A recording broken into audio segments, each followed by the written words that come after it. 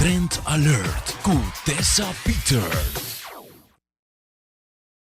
Tem momento para dress up e tem momento para dress down. Para dress down não quer mesmo que eu tenha que sacrificar tampouco. É classic elegance. Não só é maneira para combinar e costas aqui e também manter o mês bonita na budget. Nós turcos está cômodo, pero eu quero assim de uma forma que você musta estar polished, tied together. Aqui na Shana botar de maneira fácil para assim. Vamos começar para decifrar onde que é regra, não. De caso aqui botou aqui mesmo um sweater com um short fantástico com um polish look. Sweater aqui não está fino que vai passar facilmente. Agora, se nós estamos aqui me vestir, através de um short, o short tem um cuff e acaba de fazer um look diferente. Vestir com camisa, um yasha, um jacket nesse aqui e a calça e uma mesa, outra polish e a playful.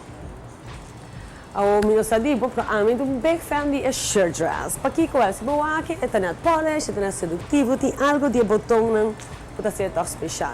Então combina com um chal, para pôr dentro do chal também mesmo um cos e botar como um super nice piece aqui. Então, mas claro, uma estás também importante e as sandálias estão sendo botar cómoda e yet chic.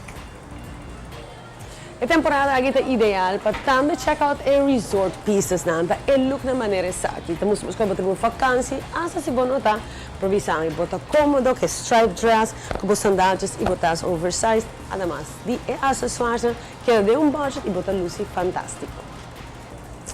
Look na inesperado, está seguro de combinação na granela aqui na Shana. Eu diria seguro com tanto um tique de daringness de mopahasi, pessoal aqui. Brado um tique puff e nós tínhamos de vestir puff.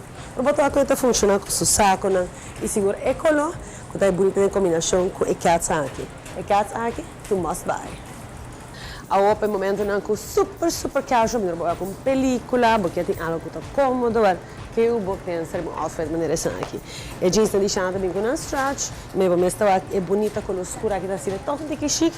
E eu vou um t-shirt, can do nice combinations dependendo do color.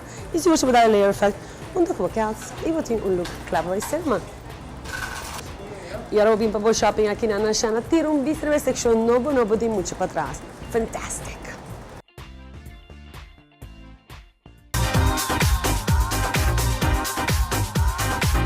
Trend Alert com Tessa Peters.